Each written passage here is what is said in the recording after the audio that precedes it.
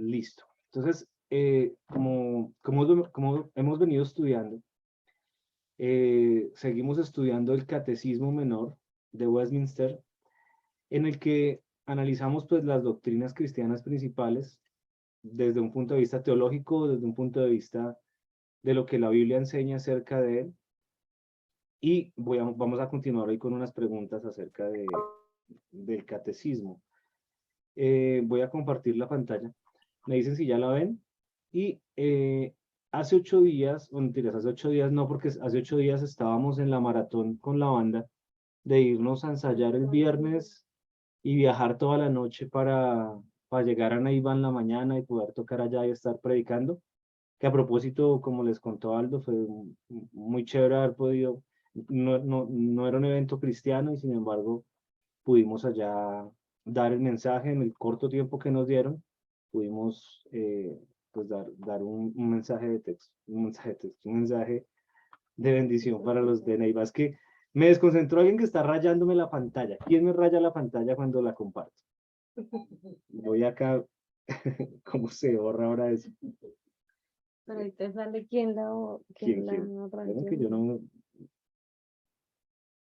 ¿Quién está rayando? No rayen, ya la borraron eso. Se arrepintieron de su pecado y de su maldad.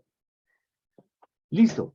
Entonces, tenemos el catecismo. Hace 15 días, entonces, estábamos estudiando la pregunta 27 y la 28, que consistían en analizar cuál fue la humillación que sufrió el Señor Jesucristo y cuál fue la exaltación producto de esa obediencia al ser humillado.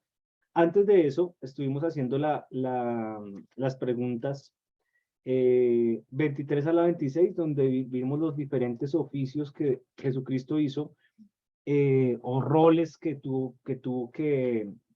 desempeñar en la redención de nosotros, de los redimidos. Entonces vimos que operó como rey, como sacerdote y como profeta, y luego estuvimos viendo la pregunta 27 y 28, en la que hablamos de la humillación y de la exaltación, luego producto de la obediencia.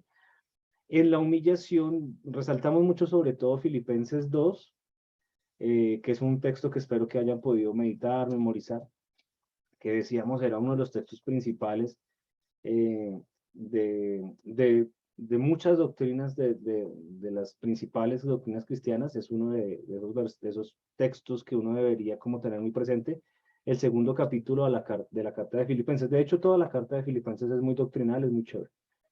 Y hoy vamos a ver desde la pregunta 29 hasta la pregunta 31, esas tres, porque las tres encierran un tema eh, que a nivel teológico se conoce como el llamamiento eficaz. Algunos le llaman gracia irresistible también, y es una de las doctrinas principales del cristianismo. Entonces vamos a ver esas tres preguntas. Primero vamos a hacer un barrido general de cada una de ellas y los versículos que tiene, y luego ya empezamos a tertuliar un poquito más profundamente de qué se trata todo este cuento del llamamiento eficaz, ya un poquito más aterrizado. Voy a leerlo del catecismo y luego continuamos entonces con la tertulia. Dice la pregunta 29. ¿Cómo participamos en la redención comprada por Cristo?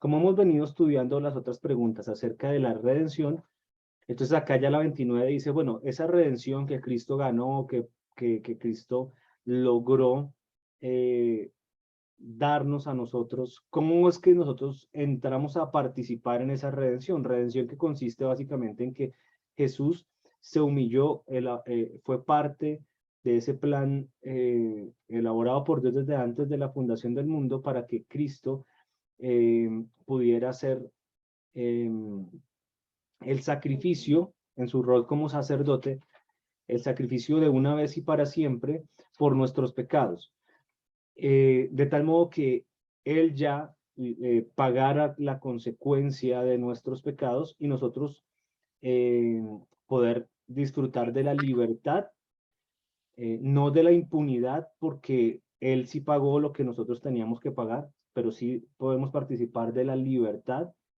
de no tener que pagar esas consecuencias del pecado, que Cristo finalmente fue quien llevó en la cruz. Esa redención, entonces, ¿cómo entramos a participar de ella? Porque es muy bonito entender digamos, el plan redentor de Jesús, pero es más bonito entender cómo es que yo hago parte de ese plan y cómo empiezo a ser parte de ese plan. Hay muchas personas que entienden la redención, entienden el concepto del pecado del hombre, entienden el concepto del sacrificio de Jesús, entienden ese concepto, pero que de alguna manera dicen, no entiendo cómo yo entro a participar ahí. Entonces, estas tres preguntas hablan de eso. ¿Cómo participamos de la redención comprada por Cristo? La respuesta es, participamos en la redención comprada por Cristo porque el Espíritu Santo nos la aplica eficazmente. Juan, capítulo 1, versículo 12, muy famoso texto, dice lo siguiente: mas a todos los que le recibieron, a los que creen en su nombre, les dio potestad de ser hechos hijos de Dios. Me gusta leer ese texto junto al 13, porque el 13 aclara un poco el mérito de quién es. Vuelvo a leer el 12 y voy a incluir el 13. Mas a todos los que le recibieron, a los que creen en su nombre, les dio la potestad de ser hechos hijos de Dios. Somos hechos hijos de Dios cuando le recibimos, cuando creemos en su nombre, los cuales no son engendrados de sangre, ni de voluntad de carne, ni de voluntad de varón, sino de Dios. O sea, Dios es el que provoca esa transformación, que es algo que vamos a estar tratando más profundamente en los próximos minutos. Está también el texto de Tito 3, 5 y 6, donde dice, nos salvó, Él nos salvó no por obras de justicia que nosotros hubiéramos hecho, sino conforme a su misericordia, por medio del lavamiento de la regeneración y la renovación por el Espíritu Santo, que Él derramó sobre nosotros abundantemente por medio de Jesucristo nuestro Salvador. Voy a leerlo más detenidamente porque de pronto para algunos acabo de hablar en chino mandarín. Él nos salvó, dice Pablo a Tito en su carta a Tito, dice, Dios, Él nos salvó no por obras de justicia que nosotros hubiéramos hecho, o sea, no por cosas que yo hice para que Él me salvara, sino que conforme a su misericordia, por medio del lavamiento de la regeneración, o sea, acá hay una cosa importante que tenemos que entender, que es la regeneración, que ya vamos a ver, por medio del lavamiento de la regeneración y la renovación por el Espíritu Santo, que Él derramó sobre nosotros abundantemente por medio de Jesucristo. O sea, ninguna obra de nosotros puede justificarnos ni salvarnos, sino que por la misericordia de Dios, Él hace algo que se llama la regeneración en nosotros, y esa regeneración provoca, que es mediante el Espíritu Santo es el que hace esa regeneración, provoca que entonces nosotros podamos ser salvos. Eso es algo que vamos a ya entrar en materia, pero es como para dejar explicada esta parte, este marco, digamos, bíblico de esta pregunta. La pregunta entonces era, ¿cómo participamos en la redención comprada por Cristo? Y la respuesta es, participamos en esa redención comprada. Solamente yo le pondría acá, le agregaría esto a la respuesta, solamente porque el Espíritu Santo nos la aplica eficazmente. Que esos textos estaban diciendo eso. Ya vamos a explicarme. Quiero leer primero las tres preguntas porque luego vamos a hablar del mismo tema en uno solo. La pregunta 30 dice luego, ¿cómo nos aplica el Espíritu Santo a la redención? Digamos lo que acabamos de decir en la pregunta, en la respuesta anterior es, el Espíritu Santo nos aplica esa redención. Entonces acá la pregunta 30 es, bueno, ¿y cómo la aplica? La respuesta es, el Espíritu Santo nos aplica la redención comprada por Cristo, obrando fe en nosotros y uniéndonos así a Cristo en nuestro llamamiento eficaz. Y aquí ya aparece esa palabra, llamamiento eficaz.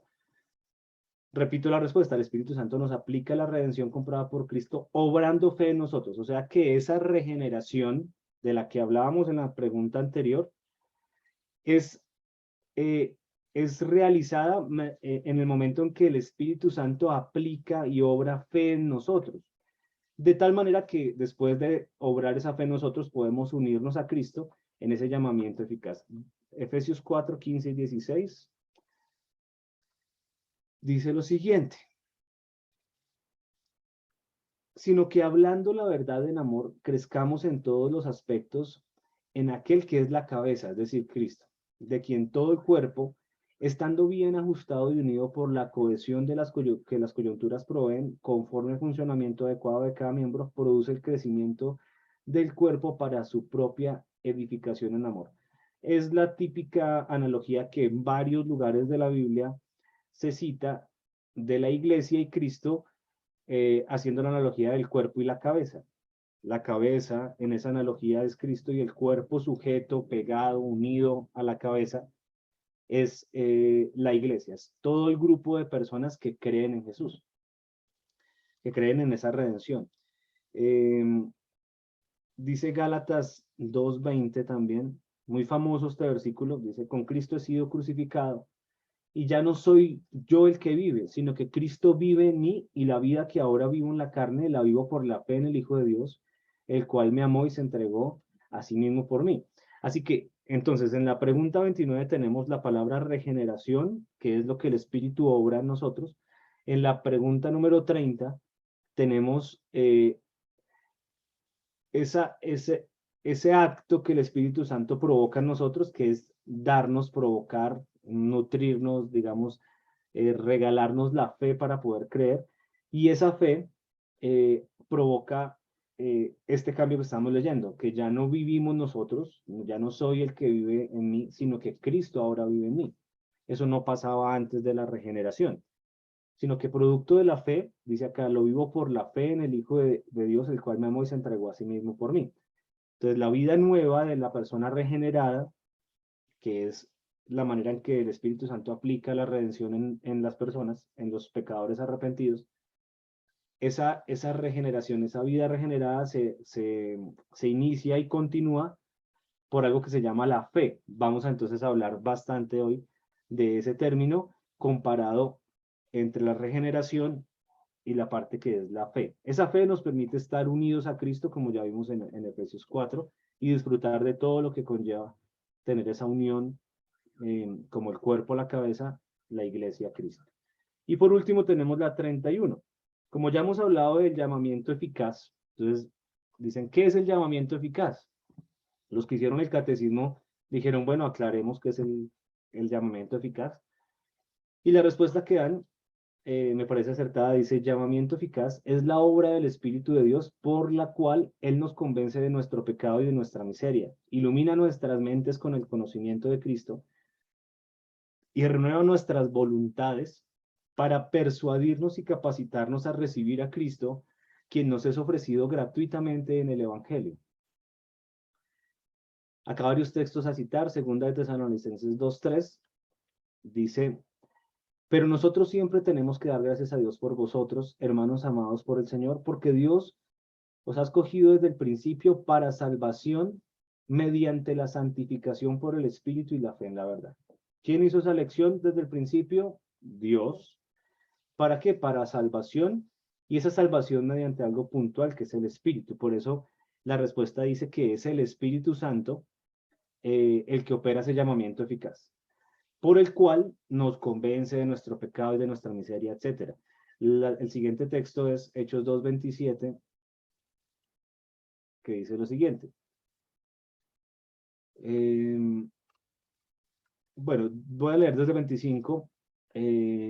Estamos hablando de la predicación de Pedro, la primera predicación que Pedro hace a los israelitas cuando Jesús ha resucitado y ha ascendido, y Pedro, junto a los demás apóstoles, ya inician digamos, el ministerio de la predicación luego de que el Espíritu Santo ha venido sobre ellos, en el aposento alto. Y entonces dice, en el medio de ese discurso, de esa predicación, Pedro dice, porque David dice de él, o sea, del Señor Jesús, veía al Señor siempre delante de mí, porque está a mi diestra, no seré conmovido. Por lo cual mi corazón se alegró y se gozó mi lengua, y aún mi carne descansará en esperanza. Y el versículo que nos interesa resaltar, porque no dejarás mi alma en el Hades, ni permitirás que tu santo vea corrupción. Me hiciste conocer los caminos de la vida, me llenarás de gozo con tu presencia. O sea, está hablando de lo que está provocando el Espíritu Santo en nosotros. No solamente una conversión, sino luego el conocimiento pleno, y por eso en parte de la respuesta del llamamiento eficaz dice que ilumina nuestra mente con el conocimiento de Cristo y renueva nuestras voluntades para persuadirnos y capacitarnos. Ezequiel 36:26, me imagino que es el del corazón de carne. Sí. Además, Ezequiel 26, 36, 26 y 27 dice, además os daré un corazón nuevo y pondré un espíritu nuevo dentro de vosotros. Quitaré de vuestra carne el corazón de piedra y os daré un corazón de carne. Pondré dentro de vosotros mi espíritu y haré que andéis en mis estatutos y que cumpláis cuidadosamente mis ordenanzas. Está hablando de una acción provocada por Dios hacia aquellos a quienes les está prometiendo la redención, no un acto, digamos que meramente impulsado por los deseos humanos. Filipenses 2:13, que ya lo hemos pues, leído en otras tertulias, pero pues vale aclararlo. Queridos amigos, siempre siguieron mis instrucciones cuando estaba con ustedes y ahora que estoy lejos, es aún más importante que lo hagan. Esfuércense por demostrar los resultados de su salvación, obedeciendo a Dios con profunda reverencia y temor. Pues Dios trabaja en ustedes y les da el deseo y el poder para que hagan lo que a Él le agrada. La traducción clásica dice porque Dios es quien obra en vosotros tanto el querer como el hacer para su beneplácito. Hacer todas las cosas sin murmuraciones ni discusiones. Lo que nos interesa resaltar acá es que Dios es quien provoca el querer como el hacer en nuestra vida. Y por último, Juan 6:37, y voy a leer hasta el 45 porque es un texto que es bastante interesante. Juan 6:37 al 45. Todo lo que el Padre me da vendrá a mí, y el que viene a mí de ningún modo le echaré fuera. Todo lo que el Padre le da. ¿A quién? Al Señor Jesucristo. Porque he descendido del cielo no para hacer mi voluntad, sino la voluntad del que me envió. Y esta es la voluntad del que me envió. Que todo lo que Él me ha dado, de todo lo que Él me ha dado, yo no pierda nada, sino que lo resucite en el día final. Está hablando de personas que Dios le está entregando para que sean redimidas por la obra de Cristo. Dice el versículo 40, porque esta es la voluntad de mi Padre, que todo aquel que ve al Hijo y cree en Él tenga vida eterna, y yo mismo lo resucitaré en el día final. Por eso los judíos murmuraban de Él, porque porque había dicho, yo soy el pan que descendió del cielo, y decían, ¿no es este Jesús, el hijo de José, cuyo padre y madre nosotros conocemos?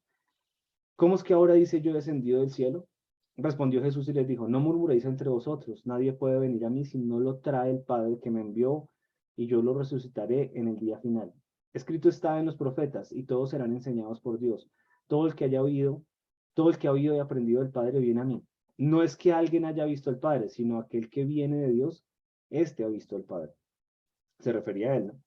En verdad os digo, el que cree tiene vida eterna. Yo soy el pan de la vida. Vuestros padres comieron el maná del desierto y murieron. Este es el pan que desciende del cielo, para que el que coma de él no muera. Y bueno, ahí digamos que está el texto. Esta es la versión que leí, es la Biblia, la versión de las Américas, por si alguno se lo estaba preguntando. Y voy a dejar Efesios 2 para entrar un rato.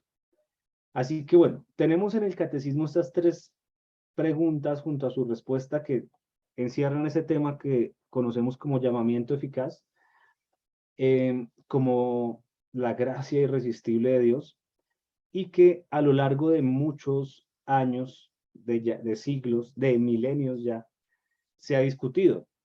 ¿En qué consiste esa discusión que siempre se ha dado? Por allá en épocas de Agustín, voy a dejar de compartir para verles la cara. Por allá desde épocas de San Agustín, dicen que se oye un tris bajito. ¿Es cierto? ¿O solo Rafa? Yo me pongo esto más cerquita. Espero que acá se escuche mejor, Rafinch.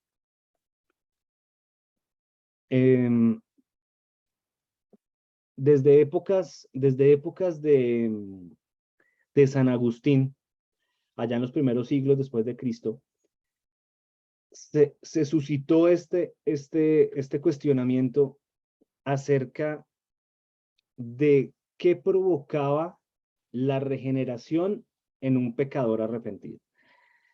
Entonces, San Agustín proponía una idea, su contendiente teológico se llamaba Pelagio, y de ahí salieron todas las ideas pelagianistas y a la postre semi-pelagianistas, que esa discusión duró siglos. Por allá en épocas de Juan Calvino, entonces, el calvinismo propone una idea muy alineada a lo de San Agustín, y los seguidores de un señor que se llamaba Jacobo Arminio, que tienen una teología más semipelagianista, proponen la otra. O sea, la discusión sigue. Y al día de hoy todavía sigue. En unas iglesias se enseña una doctrina enfocada en las doctrinas calvinistas o agustinianas, o digamos que, no sé de qué otra manera llamarlo, tengo como esas referencias históricas, y el otro sector de la iglesia sigue con las ideas semipelagianistas. Es muy común verlo en iglesias, y hay iglesias donde algunas personas creen unas cosas y otras otras. Digamos que hay unas que sí tienen un corte muy marcado, grupos de creyentes que eh, es que pues me confundí en el chat, la Chela me está diciendo que conecte no, que ella conectó, ya. Eh, sí, sí, sí, no, pero estaba hablando, era algo de ella. Entonces, tenemos esa discusión acerca de qué provoca la regeneración. ¿Por qué se da esa discusión? Porque ambos bandos, digamos, tienen claro que la salvación se da por la gracia de Dios hacia el ser humano. Pero hay dos ideas de qué tanto o hasta qué grado va esa gracia operando en el proceso de salvación de una persona. La Biblia, para empezar, enseña que, bueno, antes de referirnos a ese tema, una anotación más acerca de ese debate que se ha dado siempre. Hay dos conceptos que hay que tener en cuenta para hablar de ese debate. Un concepto se llama el monergismo y el otro concepto se llama el sinergismo. El monergismo es, la palabra mon significa uno, por eso cuando usted le preguntan que si mono o estéreo, y usted escoge mono, es solo un sonido, no dos. Entonces, mon, ¿qué significa uno? Y ergia, que es como energía o poder, como la capacidad de hacer algo. Eh, entonces, el monergismo se trata de la capacidad de una sola persona para hacer algo. El sinergismo, la sinergia, habrán escuchado ustedes esa palabra, el sin, en su palabra original, significa como dos o más, como en conjunto, ¿sí? Como entre varios, que pueden ser dos o más, juntando sus poderes o sus capacidades, lograr hacer algo. Entonces, está el monergismo y está el sinergismo. Entonces, unos como lo son los más del corte agustiniano, calvinista, y pues no sé si sea muy pretencioso decir el mismo Pablo, porque también los otros van, el otro bando va a decir, pues yo también estoy hablando de Pablo. Eh, Apoyan la idea del monergismo, ya vamos a ver cómo es que se aplica. Y el otro, y el bando semipelagianista, arminiano, apoya una idea más sinergista. ¿En qué consiste esa idea de monergismo o de sinergismo? Si alguno se pierde de algo de lo que estoy diciendo, por favor, levante su mano o habilita el micrófono o algo y me dice, porque si no vamos entendiendo como pasito a pasito este tema, más adelante va a costar más de volvernos a responder como conceptos básicos. Entonces vamos en el monergismo y sinergismo. ¿Y en qué consiste esto aplicado a la salvación o a la redención? Recuerdan que hablamos ahorita de la regeneración y la fe. Son dos cosas que hacen parte de la conversión de una persona. Entonces, el monergismo dice, la regeneración viene primero a la fe. Primero viene la regeneración, que es un acto de monergismo, donde solamente Dios opera la regeneración en la vida de un hombre o una mujer.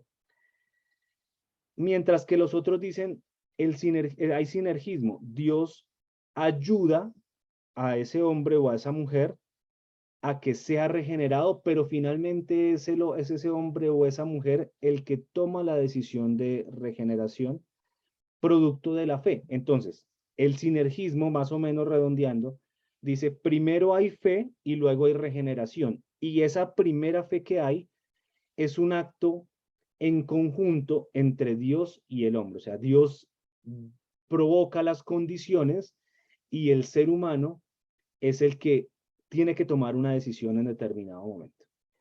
Ese es el sinergismo, que defienden, digamos, quienes tienen las ideas semipelagianistas y arminianas. En cambio, el calvinismo y San Agustín y demás decían era monergismo. No va primero la fe, sino que primero va la regeneración. Y después de que la persona ha sido regenerada, entonces ahí sí viene eh, la fe a través de la cual la persona puede creer. Entonces de eso se trata el llamamiento eficaz, de definir si ese llamamiento depende solamente de Dios, si el llamamiento de Dios a un pecador depende solamente de Dios y es eficaz, o si depende del ser humano y puede ser rechazado de alguna manera por el ser humano. Vamos a hablar de todo eso en esta tertulia. Si alguno va teniendo dudas, pues vamos a ir aclarándolas. Entonces, para empezar a desmarañar el asunto del llamamiento eficaz, tenemos que hablar primero de la condición en la que está el hombre antes de que en él se provoque ya sea o la regeneración y la fe, o la fe y la regeneración, según sea el caso de qué doctrina estemos hablando, estamos exponiendo. El estado del hombre, si ustedes me ayudan, antes de la conversión, ¿cuál es? ¿Cuál es? El estado del hombre, de acuerdo a la Biblia. ¿Cuál es el estado en el que se encuentra el hombre antes de su conversión, antes de la fe o la regeneración? En pecado, dice Andrea acá. ¿Recuerdas algún texto bíblico de eso?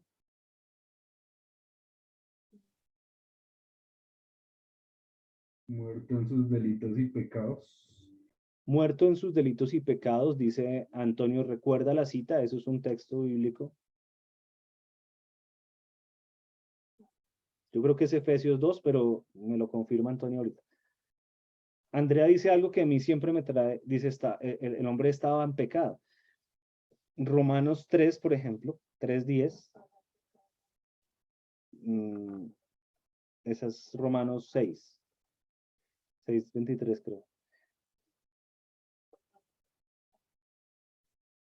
Ese es 3:23, sí. Romanos 3:23 dice Andrea, por cuanto todos pecaron y están destituidos de la gloria de Dios. Es correcto. Romanos 3:10, en ese mismo capítulo, Pablo dice que en toda la tierra, en absolutamente todos los países y generaciones que ha habido, no ha habido ni un solo hombre justo, ni uno solo que haga el bien, ni uno solo que quiera conocer a Dios.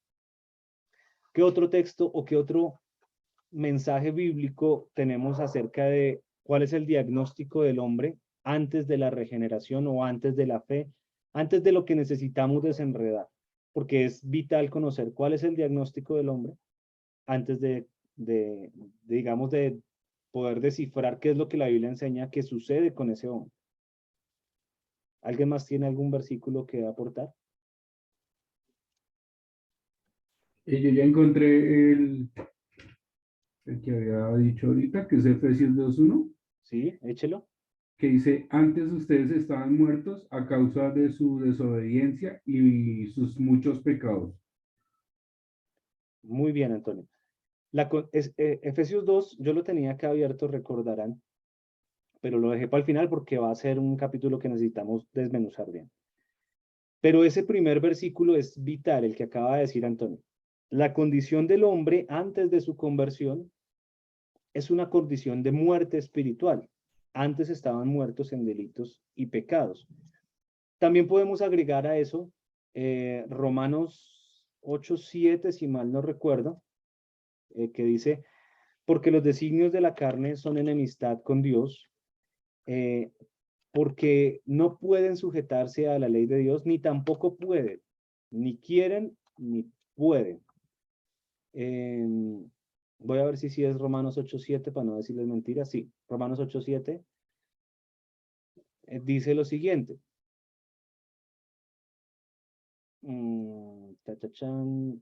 Las Américas.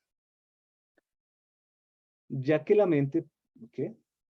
Sí, Ya que la mente, bueno, voy a poner desde el 6, porque la mente puesta en la carne es muerte, pero la mente puesta en el espíritu es vida y paz. Ya que la mente puesta en la carne es enemiga de Dios, porque no se sujeta a la ley de Dios, pues ni siquiera puede hacerlo. Y los que están en la carne no pueden agradar a Dios.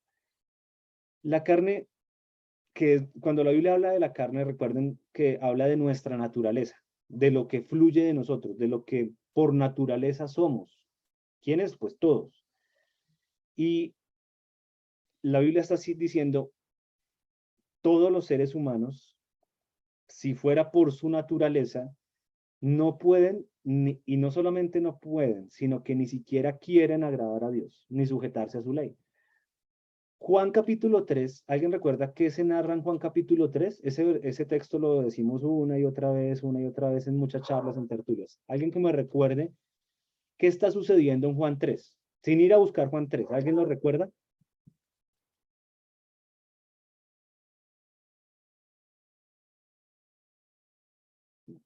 Eh, Juan 3, les doy una pista, es una charla entre Jesús y otra persona. Nicodemo.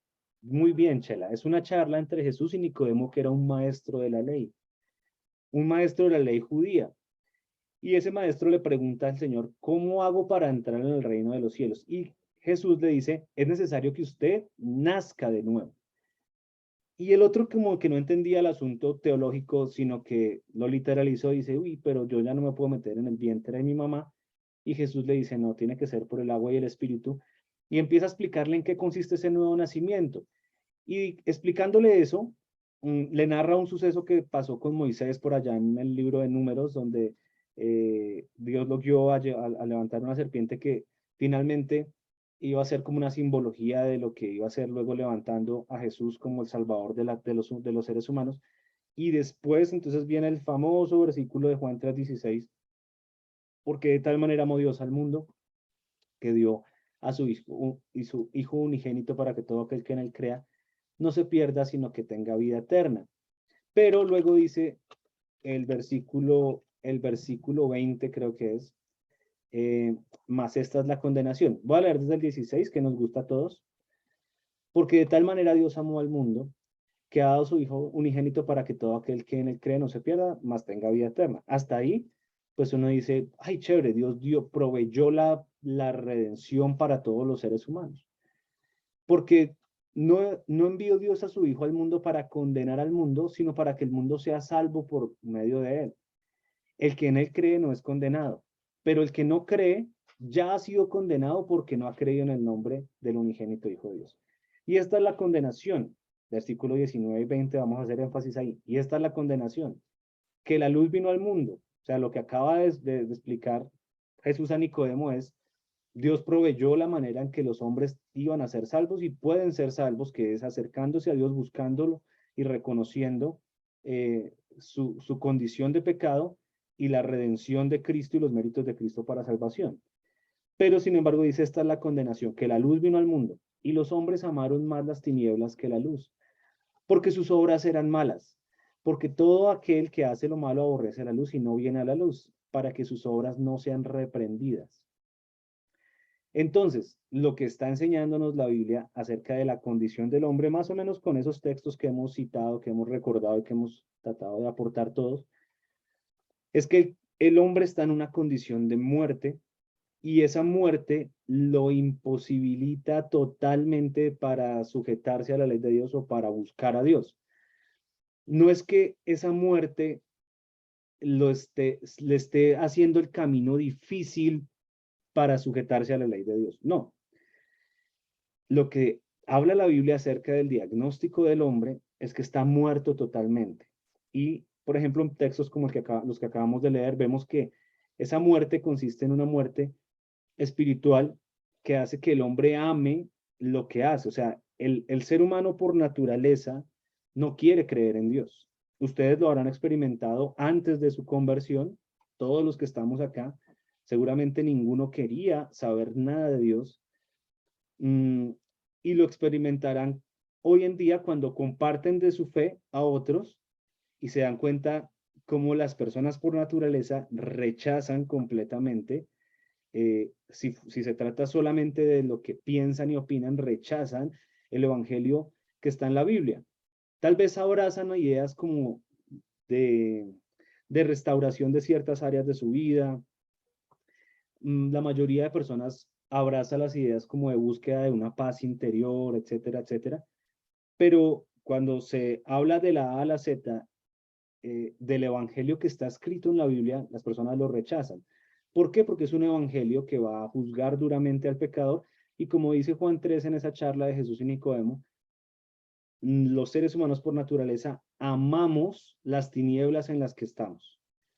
O sea, no solamente es que rechacemos a Dios, no solamente es que no queramos saber nada de Dios, es que aparte de no querer saber nada de Dios, estamos muy contentos con lo que creemos sin Dios y con lo que practicamos sin Dios. Entonces, una persona que no ha nacido de nuevo, una persona que no ha sido regenerada, es una persona que es natural que rechace a Dios porque está cómoda en la posición en la que está. Cuando nosotros le predicamos a tantas personas que le predicamos, muy pocas personas realmente eh, de esas, digamos, de ese grupo al que se le predica, cuando vamos a las calles o cuando hacemos un concierto, cuando hacemos las reuniones, etcétera, la mayoría de personas, incluso así digieran un poco el mensaje, así no nos abucheen, la gente diga que qué mensaje tan bacano, en realidad, después de que nos vamos y al otro día o en la noche, lo que sea, las personas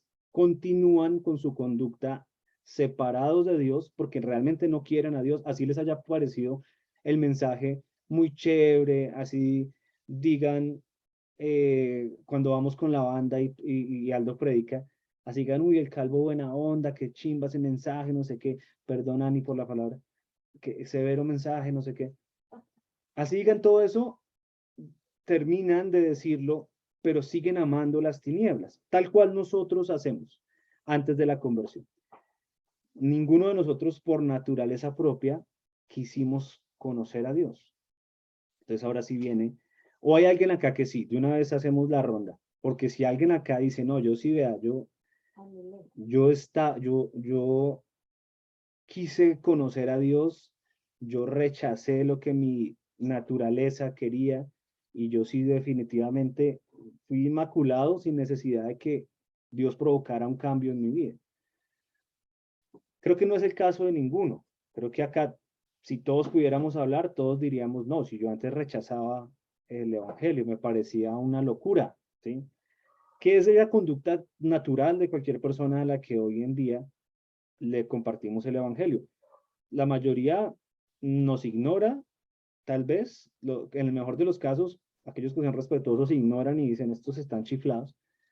En el peor de los casos, incluso las personas mm, se ofenden y contraatacan el evangelio con todo tipo de injurias, de maldiciones, porque les parece realmente en su modo y en su opinión que el evangelio es una perdedera de tiempo, es una basura, es una locura. Para ellos en su naturaleza es natural pensar esas cosas y lo manifiestan algunos, otros no, pero se lo callan. Y esa es la condición natural del ser humano de acuerdo a lo que la Biblia dice, claro que sí. Y de eso no deberíamos sorprendernos, no, porque como dije, a todos nos ha pasado. Creo que todos hemos rechazado de una u otra manera el evangelio. Dicho sea de paso, cuando estamos compartiendo el evangelio a alguien, yo creo que es innecesaria eso en que caen los creyentes a veces, como esa exagerada persuasión a la conversión.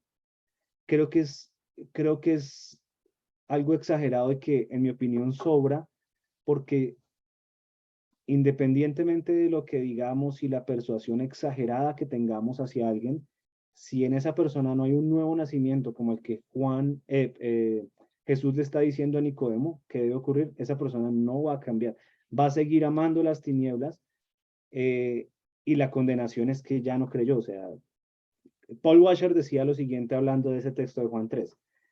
Ese texto de Juan 3 dice más o menos lo siguiente: si Jesús fuera en este momento al infierno y abriera las puertas y dijera, bueno, ¿quién quiere creer? Ya están en el infierno. ¿Quién quiere creer? los pecadores dirían, no queremos creer, estamos en el infierno y todo, pero aborrecemos su mensaje. Más o menos es una exageración que Paul Washer, un predicador, usa para ilustrar un poco más exageradamente ese texto de Juan 3.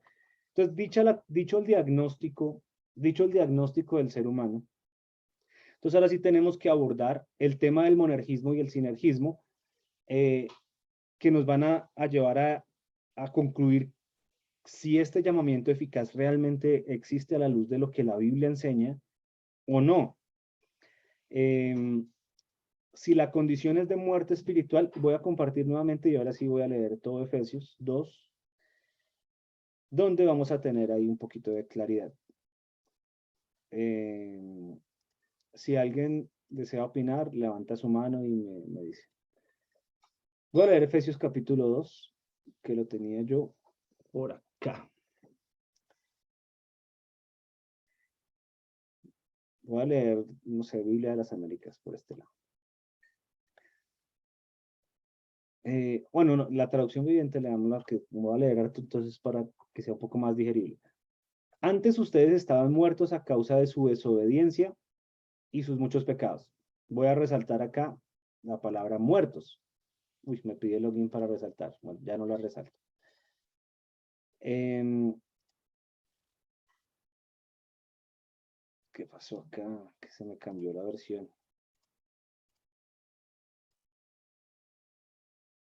Momento. Ya.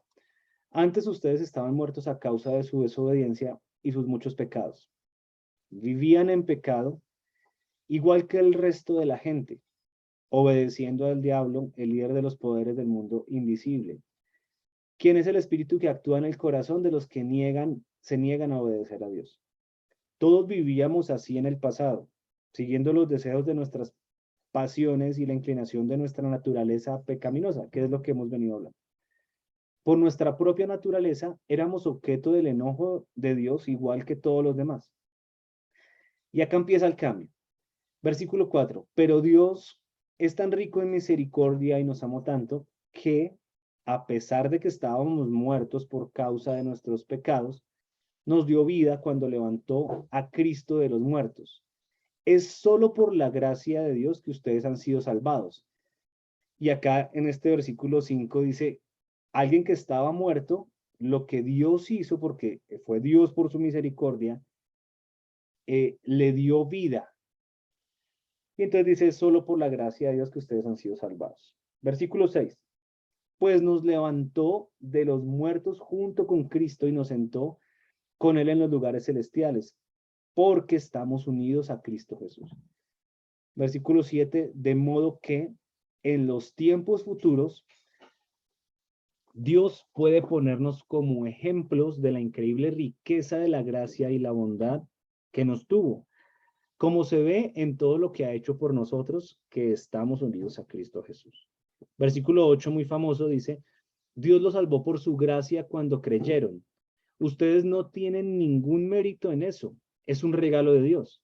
La salvación no es un premio por las cosas buenas que hayamos hecho, así que ninguno de nosotros puede jactarse de ser salvo, pues somos la obra maestra de Dios. Él nos creó de nuevo en Cristo Jesús a fin de que hagamos las cosas buenas que preparó para nosotros tiempo atrás. No olviden que ustedes, los gentiles, antes estaban excluidos, eran llamados paganos incircuncisos por los judíos, quienes estaban orgullosos de la circuncisión, aun cuando esa práctica solo afectaba su cuerpo, no su corazón. En esos tiempos ustedes vivían apartados de Cristo, no se les permitía ser ciudadanos de Israel y no conocían las promesas del pacto de Dios, el pacto que Dios había hecho con ellos. Ustedes vivían en ese mundo sin Dios y sin esperanza, pero ahora han sido unidos a Cristo Jesús. Antes estaban muy lejos de Dios, pero ahora fueron acercados por medio de la sangre de Cristo. Entonces, de este texto, yo creo que del 4 al 9 es como el texto central, donde Pablo enfoca sus esfuerzos en este escrito en dejar claro a los efesios que no hay ninguna clase de mérito en la salvación, ninguna clase de mérito humano en la obra de la salvación. O sea, que quisiera preguntarles a ustedes, ¿qué opinan de este tema? algunos de ustedes tal vez vengan de como de escuelas bíblicas o de enseñanzas bíblicas donde se ha enseñado sinergismo y otros tal vez el monarquismo. Me gustaría escuchar sus opiniones, ya que esto es una tertulia y llevo ya mucho hablando, y la idea es que no sea un monólogo. Entonces, me gustaría escuchar sus opiniones respecto a este asunto, de acuerdo al panorama bíblico que hemos dicho, o si quieren aportar nuevo panorama bíblico, y sus opiniones pues serán eh, de gran valor para todos los que estamos acá. Así que ronda de preguntas, de opiniones, de lo que quieran.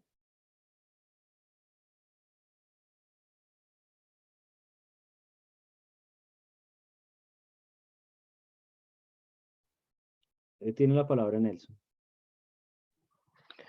Buenas noches para todos. Tengo acá problemas con internet, no sé si se me llega a cortar, pero sí quería aportar como para que hubiera claridad acerca de qué, qué implicaciones tiene asumir la postura pelagianista. O sea, ¿por qué se está hablando de pelagianismo respecto a las implicaciones que tiene a lo que normalmente el cristianismo histórico ha creído?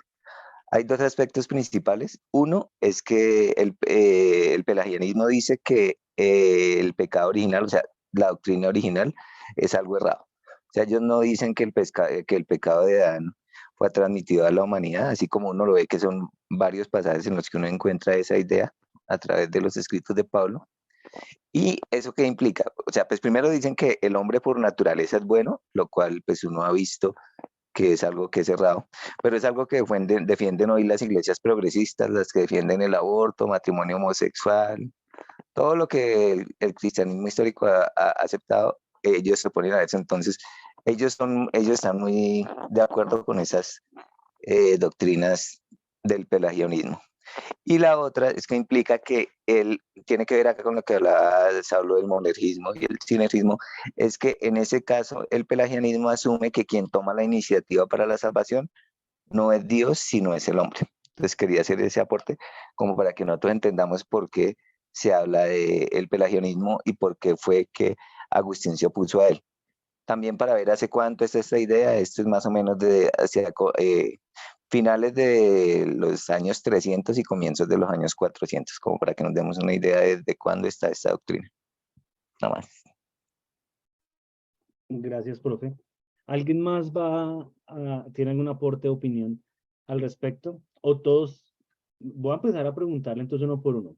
Monergista, sinergista, monergista, sinergista. A ver, ¿qué me van a decir? ¿Qué opinan, amigos?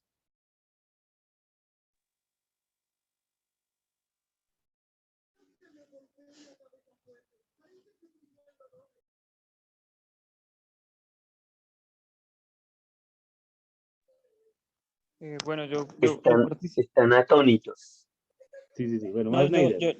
yo la verdad, pues alguna vez estaba pues escuchando un estudio acerca de esto y precisamente escuchaba a un predicador que se llama Samuel Pérez Millos y pues planteaba acerca de este dilema y pues algo que me llamó la atención pues en ese tiempo pues era un tiempo en el que ya estaba como mirando y replanteando muchas ideas que yo tenía acerca pues de lo que venía viviendo como cristianismo y cómo chocaba contra la enseñanza de la palabra. En ese estudio hubo una lección que pues empezaba con acerca de lo que estaba hablando Saulo del calvinismo y arminianismo y trataba acerca de eso y en base a ese texto de Juan 3:16 él planteaba algo que pues en algún momento generó pues bastante controversia porque dice que no sé si me aparte mucho o ustedes o Saulo me ayudará ahí un poco, pero entonces dice que en Juan 3:16 que hay participación tanto como de Dios como intervención también pues de elección del hombre. Espera a ver si encuentro el texto aquí rápido, es que tenía otros textos abiertos. Pero entonces dice Juan 3:17 porque de tal manera amó Dios al mundo. Entonces ya denota el texto ahí como un inicio como de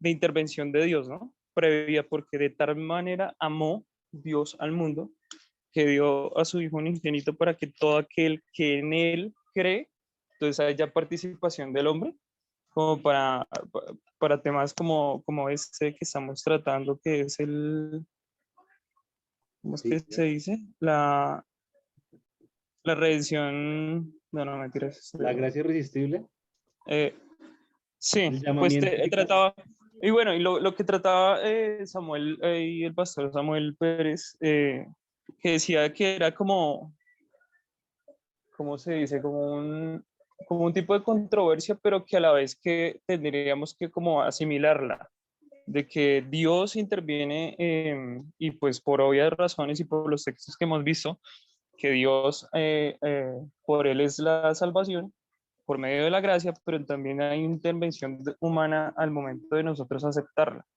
Sí, entonces decía que era como una idea como como que siempre iba a haber como esa controversia de que unos defendieran de pronto de que la salvación antes era o por obra de Dios o por intervención de la fe, que es más por el lado que se lleva al arminianismo, que es por el lado de la fe, que si pierde la fe, pues pierde la salvación. Pues sí, no, yo creo que ya tenemos eso claro, pero entonces decía que ese texto nos da una base de ver que siempre va a haber como tiene que ir como esas dos corrientes o esas dos líneas de pensamiento de, hay intervención de Dios, pero también puede haber elección del hombre. Ahí también pues se iba por el lado de la elección. Entonces decía que era como algo que hasta el momento no se puede comprender cómo no, o no hay forma ¿cómo lo explico? De, de aparejar este entendimiento de este texto, porque como les digo, o como estamos tratando, entonces unas ideas de Pelagio, otras ideas de Agustín de Hipona, o calvinistas o arminianistas. Pero entonces dice que tiene que ver de ambas partes, porque hay de elección del hombre y también de predestinación, pues por decirlo así, como dice en Efesios capítulo 1, ¿sí? Que somos elegidos desde el inicio de la fundación del mundo para participar en las bendiciones que están preparadas desde antes de que de todo fuese formado. No sé si me hice entender o de pronto quedó un poquito ahí en la nube, pero entonces esa era mi participación. ¿cuántas pastas es que se ha tomado? Mentira, mentira, yo lo entendí. Voy a tratar de explicarle lo que le entendí. Yo no sé, me extraña que Pérez Milos, que es muy serio en sus estudios, Sí, haya resuelto esos temas. Yo creo que lo que él estaba hablando era de predestinación. Y en predestinación hemos tocado acá sí, algunos temas y una palabra que hemos usado es una antinomia, que es una aparente contradicción que finalmente hay que es, aceptar. ¿Sí? No sé si esa es la palabra que él usó, sí, pero es una sí, antinomia. Y la antinomia consiste, la antinomia más, hay muchas en la Biblia, pero la más, digamos, discutida o comentada es la antinomia de la soberanía de Dios junto a la responsabilidad del hombre en la elección de Dios. Esa antinomia efectivamente sí existe, pero creo que el tema puntual que estamos hablando hoy es qué hace que una persona nazca de nuevo, ¿sí? ¿Qué hace que una persona eh, participe del llamamiento? ¿Qué hace que una persona haga, eh, empiece a participar de la redención? Ese tema puntual, esa partecita nomás de, de todo ese plan de soberanía divina y demás, y de responsabilidad humana, esa partecita no es una partecita que tenga antinomia, porque si no, estaríamos diciendo que habría monergismo y sinergismo a la vez, y no se puede. O es la actividad completa, mi hijo se estaba despidiendo, o es la actividad completa operada de Dios con su poder operando en la regeneración del hombre, o es la actividad conjunta de los dos. No se puede ser monergista y sinergista al mismo tiempo. Yo creo que Pérez Milos no es sinergista, quiero Yo pensarlo. soy, yo soy de la tendencia, yo soy del que se inclina eh, por el monarquismo debido a esto que les voy a contar. Y bueno, Aldito, ¿me realmente, permite un eh, segundo? Y ya lo doy la claro, palabra. amigo, Ya, listo. claro. Termino de hablar, luego va Nelson que ha levantado la mano y luego Aldo. Termino solo diciendo esto. una analogía que a mí me ayuda a comprender el tema del monergismo y el sinergismo es la analogía de la historia de Lázaro. Cuando Jesús va y resucita a Lázaro, cuando Jesús le dice a Lázaro, Lázaro, sal, Lázaro efectivamente tuvo que escuchar y tuvo que obedecer o tomar una acción que fue caminar hacia afuera, ¿sí? Pero para que Lázaro escuchara y pudiera caminar afuera, que es lo que sucede en la historia de Juan 11, Jesús le dice, Lázaro, venga afuera. Y él sale y camina y va.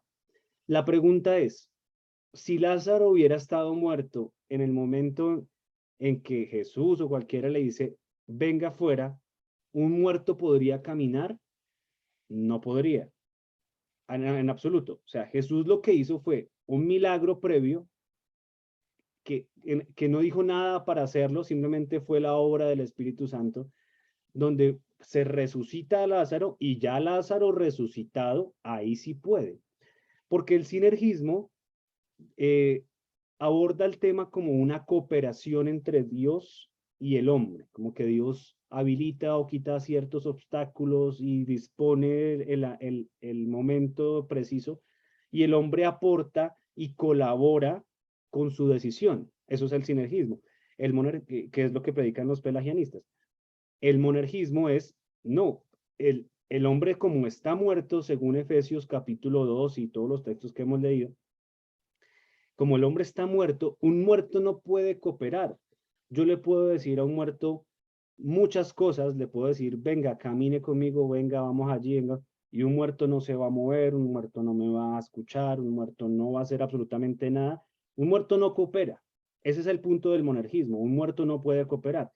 Así que la acción de cambio de voluntad del hombre hacia Dios, de cambio de la mente, que es lo que el catecismo está enseñando en esta respuesta 31, el cambio de esa perspectiva que el hombre tiene acerca de Dios es un acto meramente monergista, un acto en el que solamente Dios tiene velas en ese entierro y es que logra resucitar, logra cambiar ese estado que dice Efesios 2, de muerte a vida. Y claro, ya una vez Dios opera ese milagro que no se puede ver, que nadie sabe cómo es que ocurre, porque en la conversación entre Jesús y Nicodemo de Juan 3, Jesús dice que eso es como el viento, que esa acción del Espíritu Santo es como el viento, que nadie sabe de dónde viene ni para dónde va, pero todo el mundo lo siente, el viento.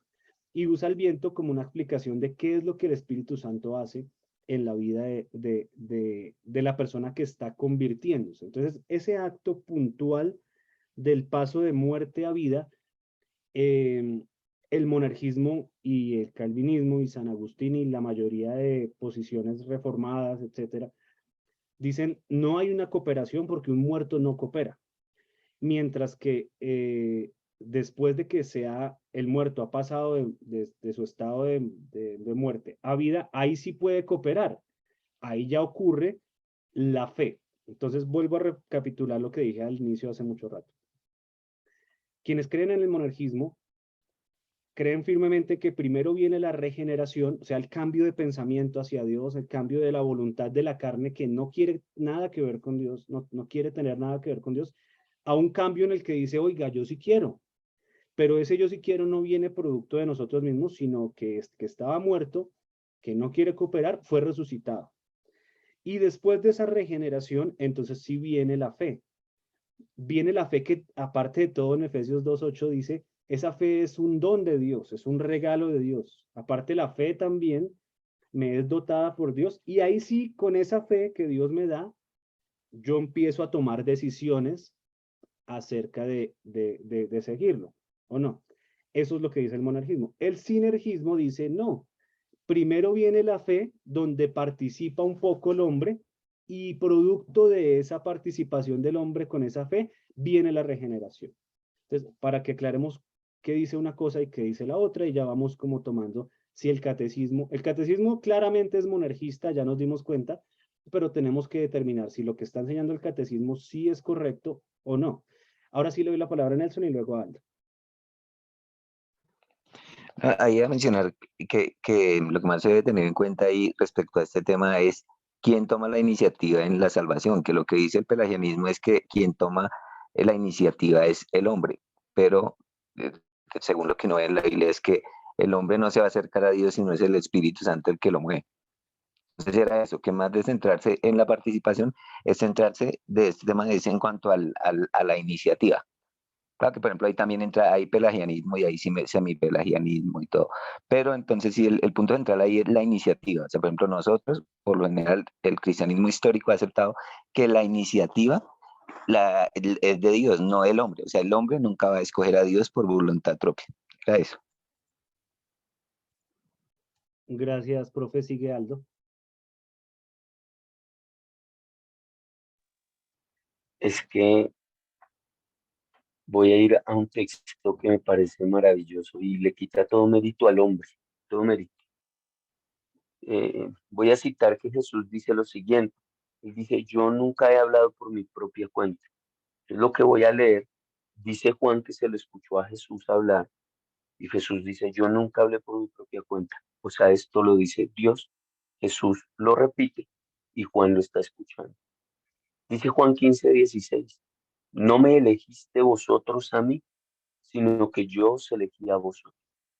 Yo os he puesto para que vayáis y llevéis mucho fruto y vuestro fruto permanezca, para que todo lo que pidáis al Padre en mi nombre, Él os lo dé. Pero voy a hacer un énfasis en la parte A, donde dice, no me elegisteis vosotros a mí, sino que yo os elegí a vosotros. Esto le quita todo mérito al hombre en su permanencia en Dios. El hombre está en Dios porque Dios lo decidió absoluta y plenamente. Y hay algo que me encanta también de uno de los textos bíblicos, que lo cito muy a menudo porque la verdad me confronta y me recuerda que cualquier cosa que pase con mi vida, la que sea, en la que haya algún tipo de mérito o en la que haya algún tipo de admiración de las personas por mi vida, no tiene absolutamente nada que ver conmigo, tiene todo que ver con la gracia, el amor y la misericordia del Señor sobre nosotros los pecadores. Y dice, pero tenemos, viviendo por fe, 2 Corintios 4, verso 7 dice, pero tenemos este tesoro en vasos de barro. ¿Cuál? El Evangelio. Ese Evangelio que nos fue dado no porque nosotros lo hubiéramos escogido al Señor, sino Él a nosotros.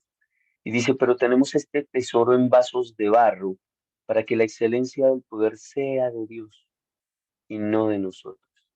Entonces, cuando yo voy a la escritura me deja saber que no hay ningún mérito en lo más mínimo que Aldemar Becerra tenga para amar al Señor. Yo no tenía ni la lucidez, ni mi corazón estaba afinado por buscar a Dios. Yo me sentía plácido en el pecado, aunque el pecado me azotó. Yo me sentía a gusto en el pecado y quería argumentos para seguirlo haciendo, hasta que el Espíritu Santo, que vino y me confrontó con mi maldad, me llevó a entender. Todavía creo que no me necesita aún con la vida miserable que usted mismo se ha construido, los conflictos interiores que tiene, las experiencias de soledad, la amargura de su espíritu, las contradicciones sobre su vida, aún cree que no me necesita. Yo no provoqué nada de eso en mí, yo solo me provoqué sufrimiento, pero yo no provoqué mi lucidez. Y cuando le predico a la gente en la calle, la gente reconoce que ellos se han causado las grietas que están experimentando y son fracturas en sus vidas, que de ninguna manera ellos se inclinan por amar a Dios, pero que Dios toca sus puertas. Y cuando yo leo la Biblia, yo me doy cuenta del Señor diciendo, no me escogieron ustedes a mí, y no lo dice Jesús, Jesús lo repite. Él está diciendo algo que le escucha decir al Padre. ¿Por qué? Pues porque ya hemos hablado con Saulo de esto en otras ocasiones, y es Jesús nunca habló en sus 33 años de ministerio, nunca habló por su propia cuenta. O sea, es un atributo bárbaro de Jesús, nunca abrir su boca, sino para decir lo que le está escuchando hablar al Padre. Entonces yo sí, en ese sentido considero el grasísimo error que puede llegar uno a cometer, donde pueda considerarse colaborador de Dios del arrepentimiento o colaborador de Dios en adquirir la lucidez para arrepentirse, cuando en realidad todos los que estamos aquí, yo con excepción del profe, que no lo conozco personalmente, no, nunca he hablado con él, a todos les conozco la historia por lo menos en parte y a una gran mayoría lo he escuchado excusarse de por qué peca, lo cual habla de nuestra ausencia de lucidez aún para entender que el Señor fue el que nos convenció de pecado, justicia y juicio. Eso, y gracias por la oportunidad. Ya hace como el pollo, gracias por la oportunidad. Bueno, Guillermo dice en el chat, no entiendo nada de ese tema. Bueno, Guillo, digamos, un resumen un poco vulgar, pero voy a intentar hacerlo, estamos hablando de por qué las personas se convierten. Y como dijo Nelson, ¿qué provocó ese cambio? Si uno compara su vida con la de cualquiera que estaba alrededor de uno dice, ¿por qué yo creí? ¿Acaso yo soy más inteligente que los demás que estaban al lado mío? Yo creo que no. ¿Acaso yo soy más virtuoso, más justo que los que estaban alrededor, que mi familia que no cree o que mis amigos que no creen? Yo creo que tampoco. Yo era más santo, más inmaculado que los... No, de ninguna manera. Si buscamos y buscamos y buscamos razones por las cuales nosotros pudimos haber empezado a creer luego de rechazar a Cristo, no vamos a encontrar ninguna razón. Ni usted, ni yo, ni nadie. Entonces, lo único que nos queda es decir, Dios provocó algo que hizo que yo cambiara la manera en que yo veía a Dios, la manera en que yo veía su ley, la manera en que yo veía las cosas de Dios. Y no fue sino hasta ese momento en que yo empecé a inclinar mi corazón y a predisponer mi corazón a querer seguir a Dios. De eso estamos hablando, de que ese punto de inflexión en el que yo cambio la manera de ver las cosas, cambio mi mente, no lo provoqué yo, porque no, como dije, no soy ni más inteligente, ni más sabio, ni más santo, ni más nada que nadie en la tierra. Simplemente fue Dios que empezó a provocar eso en nuestra vida. A todos nos ha pasado y eso de hecho es un proceso muy chévere, porque es como que es por decir uno, oiga, ¿verdad? Yo no creía, yo rechazaba esto con toda mi capacidad, me parecía una ridiculez, y ahora que lo estoy viviendo, lo estoy disfrutando. Un asunto que, que tal vez hace que muchos creyentes hoy en día no tengan una posición monergista, o sea, una posición en la que todo el mérito de la regeneración es de Dios y que va primero la regeneración y luego la fe. Yo creo que algunos de los argumentos que se inventa la gente en su mente y que les impiden como creer con libertad esta doctrina pueden ser los siguientes. Algunos pueden decir, es que Dios está obligando a las personas a creer, está obligando a así ellos estén haciendo una pataleta o sea, Dios está llevando personas obligadas, así estén revolcándose de las ganas de no querer seguirlo. Y es un error pensar de esa manera, porque definitivamente Dios, Dios opera de una manera en la que transforma la mente y da la lucidez de la que antes carecía la persona para poder ver las cosas de Dios. Por ende, la persona nunca va a ir obligada, sino que la persona efectivamente, y todos los creyentes del mundo de todas las épocas, han ido de manera voluntaria hacia Dios. Entonces, no está bien pensar que todas las personas que se han convertido y que en el que le damos el mérito completo de la regeneración a Dios, digamos que están obligadas. No, realmente las personas cuando creemos lo hemos hecho de manera voluntaria. Porque algunos dicen eso, ¿no? Dicen, entonces, ¿dónde queda el libre albedrío? Por ejemplo, que es algo una palabra que se suscita siempre en estos temas acerca de la predestinación o la gracia irresistible, etcétera, etcétera. Y el libre albedrío, hay dos cosas que decir ahí. La primera es que el libre albedrío, según lo que leemos en Juan 3, 19 y 20, el libre albedrío, si la decisión si Dios nos hubiera dado la opción en el libre albedrío, entre comillas, la opción, bueno, yo no voy a hacer ese acto soberano solamente de mi parte. Si Dios dice eso, yo quiero incluirlo a usted, pecador, señor pecador, en esta obra de regeneración. Si Dios hiciera eso, lo que dice la Biblia que pasaría es que nadie le aceptaría la regeneración a Dios, porque todos están muy contentos, muy cómodos, muy chévere, muy rico en su pecado, y las personas aman más en su estado natural, en su naturaleza que les fluye de su vida, están predispuestos a rechazar la luz y a amar las tinieblas. Entonces, si Dios diera esa opción, venga, voy a darle la opción, la gente lo que le diría es que no. Eso respecto al libre albedrío. Y lo segundo respecto al libre albedrío es, realmente cuando Dios opera la regeneración, no está coartando a la gente, no sé si coartar la palabra, pero no está como quitándole a las personas la posibilidad del libre albedrío, sino que por primera vez en su vida las personas tienen libertad. ¿Libertad de qué? Del pecado que no las dejaba tener un libre albedrío. La esclavitud del pecado es lo que hace que las personas nunca jamás, por eso no ha habido ninguno justo, porque el pecado del cual todos hemos sido esclavos hace que esa visión no sea una visión lúcida de las cosas de Dios, no sea una visión libre, sino que es una visión de las cosas de Dios totalmente corrupta por el pecado. Así que cuando Dios opera la regeneración, no es que nos quite el libre albedrío, es que justo en ese momento podemos tenerlo. Es que en ese momento sí tenemos la libertad de decir, ya sin el dominio del pecado, sin la esclavitud del pecado en mi vida, es que yo puedo decir, sí, yo quiero a Cristo. Yo quiero eso esa redención que es a través de Jesús. Yo quiero ser salvo. Yo me arrepiento de mis pecados. Cuando las personas hacen eso, es porque en ese momento justo de su vida tienen la lucidez.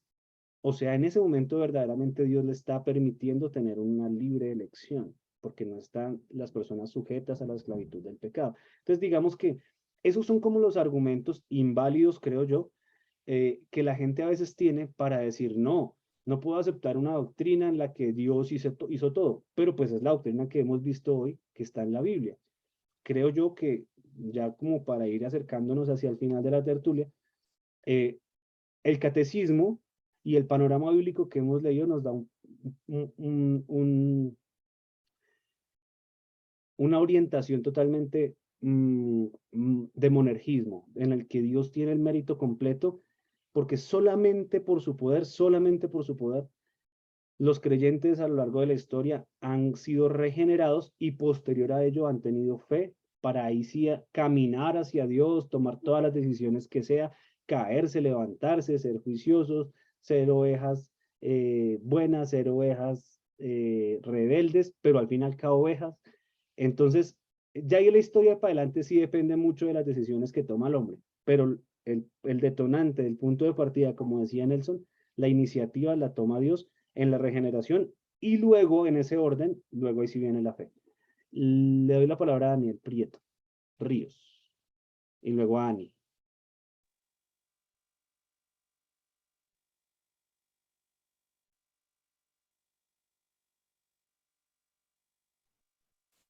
Pollo, si está hablando no se le oye.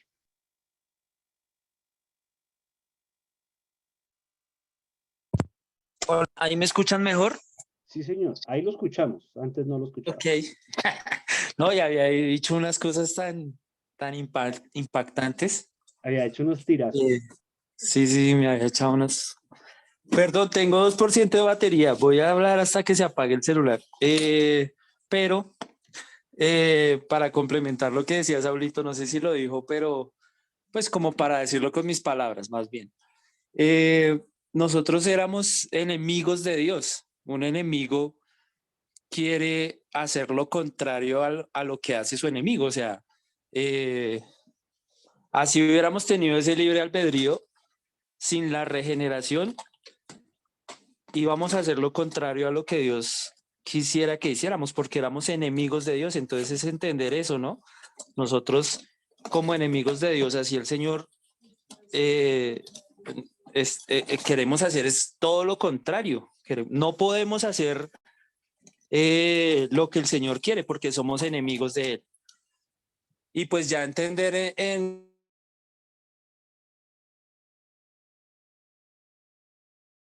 Creo que hasta ahí llegó el 2% de batería del pollito.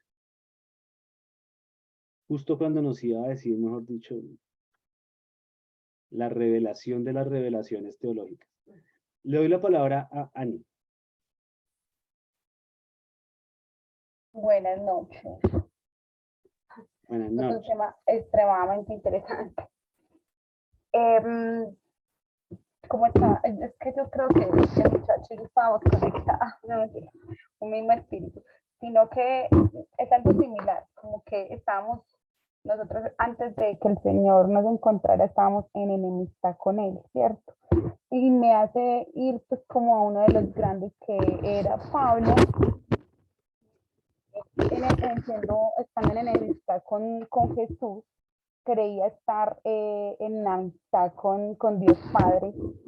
Entonces, voy al punto de cuando él va pues con la orden de los sacerdotes para matar a los cristianos, ir a las otras sinagogas llevando esta carta y viene Jesús al encuentro de él y hay una, o sea, primero la rodilla y hay una regeneración, ¿cierto?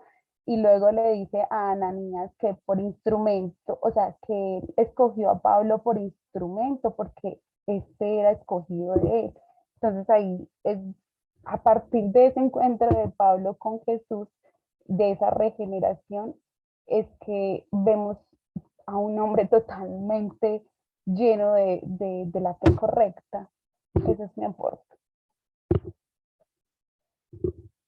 Correcto. Pablo era enemigo.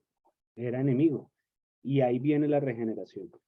Creo que ese punto, pues hoy en esta tertulia se nos hace claro, pero yo, por ejemplo, crecí en un ambiente en el que, evangélico tradicional, en el que, bueno, no sé si tradicional, realmente hablando en la escala temporal de todos los siglos que ha habido, pero en el ambiente como pentecostal, en el que se tendía siempre a dar un enfoque sinergista al asunto, como de que usted tiene que hacerlo. Me acuerdo una frase, no quiero criticar la frase, pero la frase a veces, esas frases cristianas a veces por debajo van dejando ideas incorrectas. Y la frase era, Dios es un caballero y Él no va a obligar a nadie a hacer su decisión de fe. Yo, de hecho, creo que la repliqué y me acuerdo que siempre se citaba Apocalipsis 3:20, aquí estoy a la puerta y llamo, sacado de su contexto original a las iglesias de Asia, para decir ese tipo de cosas. Dios es un caballero. Yo lo he dicho muchas veces, pero cuando entiendo el asunto del monarquismo y del sinergismo y de la elección de Dios soberana y en la que el mérito de la regeneración es solo de Él, yo digo, no sé hasta qué punto yo pueda volver a repetir esa frase, porque Dios, pues yo sí considero que sea un caballero, pero si ese caballero nos dejara solo a nuestra elección, pues nadie se salvaría. Así que Dios obra ese acto de regeneración. Ahora, una cosa importante que hay que hablar, ya para ir cerrando, es el medio a través del cual el Señor provoca esa regeneración es a través de la predicación del Evangelio. Así que cuando predicamos el Evangelio, cuando compartimos algo del Evangelio a otra persona, realmente nuestro trabajo es solo ese, es un trabajo comunicativo, no un trabajo de persuasión, que creo es un error en el que caen muchos creyentes, al tratar de persuadir a personas a que se vuelvan, a que se vuelquen hacia su creencia. Cuando yo creo que el mensaje de la Biblia no es un mensaje enfocado en la persuasión, sino enfocado en la comunicación clara de un mensaje. La comunicación del plan redentor, la comunicación del estado de pecado del hombre, la comunicación de la posibilidad de liberación de ese estado de esclavitud al pecado, la posibilidad de la comunicación de la posibilidad de salvación a través de Jesús, y esa comunicación del evangelio, y no una persuasión, ¿cómo lo diría? Como tóxica. Es que no sé si me estoy haciendo entender, pero muchas predicaciones se tornan en una persuasión como a la brava, cuando la labor del creyente debe ser una labor de comunicación clara del mensaje, porque la persuasión le corresponde a ese acto de monergismo de Dios, en el que Él y solamente Él, por su poder, cambia la manera en que una persona recibe o no ese mensaje del evangelio. Yo puedo dedicarme toda la vida, como dije hace un rato, a hablarle a un muerto y no va a pasar nada. Así le hable lindo, así lo trate obligado, así le diga de muchas maneras.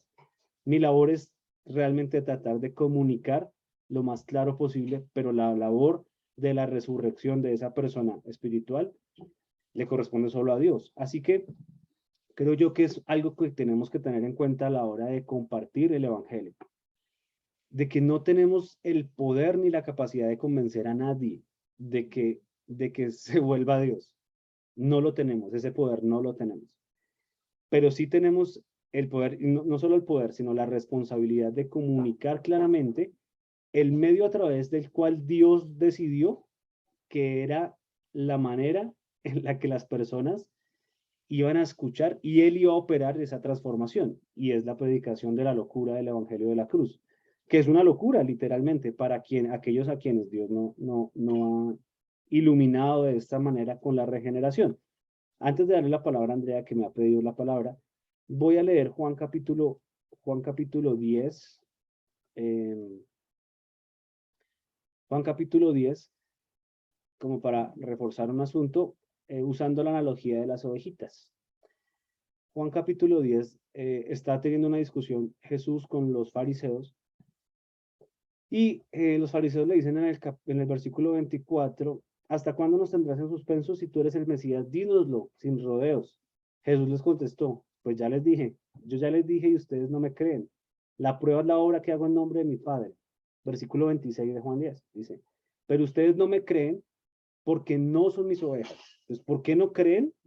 Porque no son las ovejas. Entonces, vamos a ver de ahí adelante cómo es que una persona puede o no ser oveja, porque por eso es que no creen. 27 dice, mis ovejas escuchan mi voz, yo las conozco y ellas me siguen. Es Jesús quien conoce las ovejas, y las ovejas escuchan la voz de Jesús. Les doy vida eterna, o sea, es Dios, es Jesús el que les da la vida eterna, y nunca perecerán. Nadie puede quitármelas. Porque, y acá el 29 es muy interesante porque dice, porque mi Padre me las ha dado.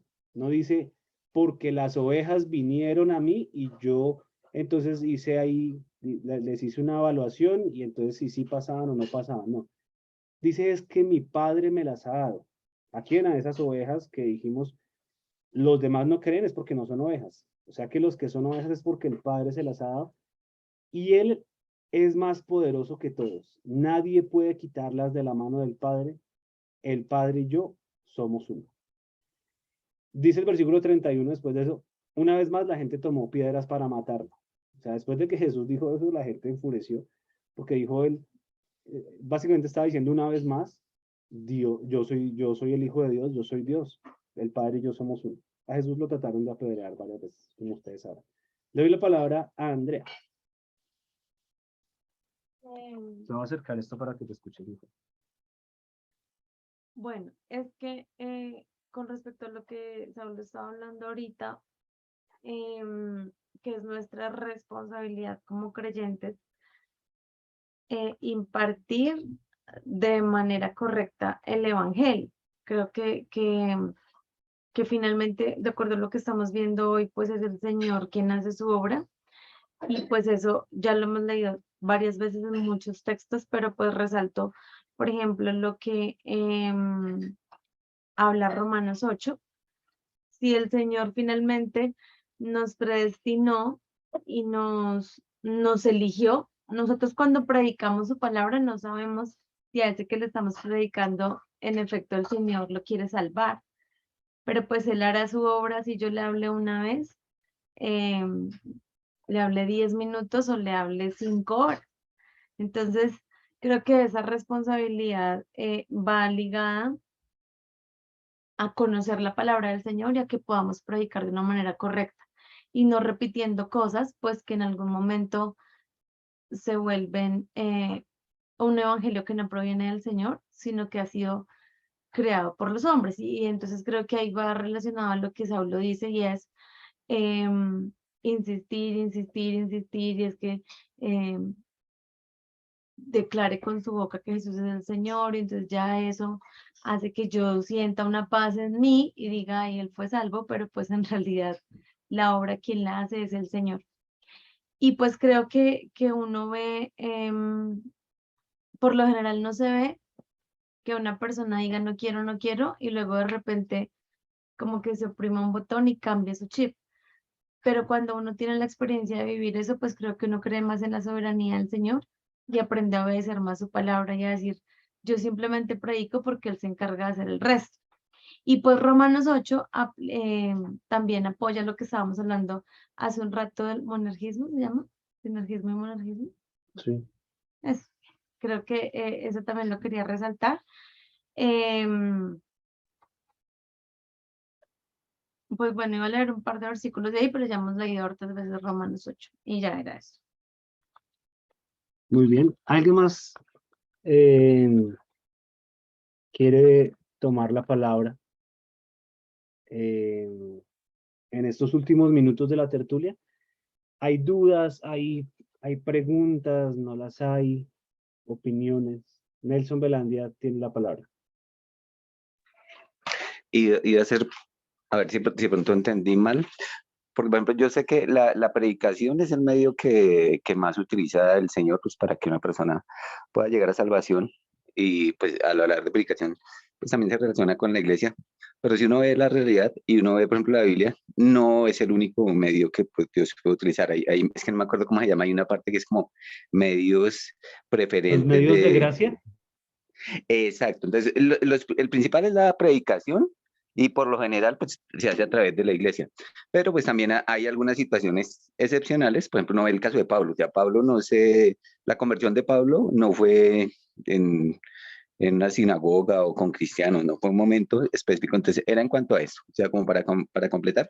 Porque y nosotros como miembros de la iglesia sí debemos tener cuidado con eso que predicamos creo que es 1 Timoteo, 2 Timoteo 4:16, donde dice que ten cuidado de ti mismo y de la doctrina para que no sea que se pierda la gente o la misma persona si no tiene claro esos conceptos.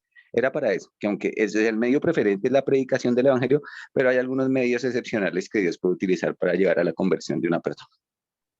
O sea, tenga cuidado, Saulo, no sea que se pierda a sí mismo por haber dicho eso.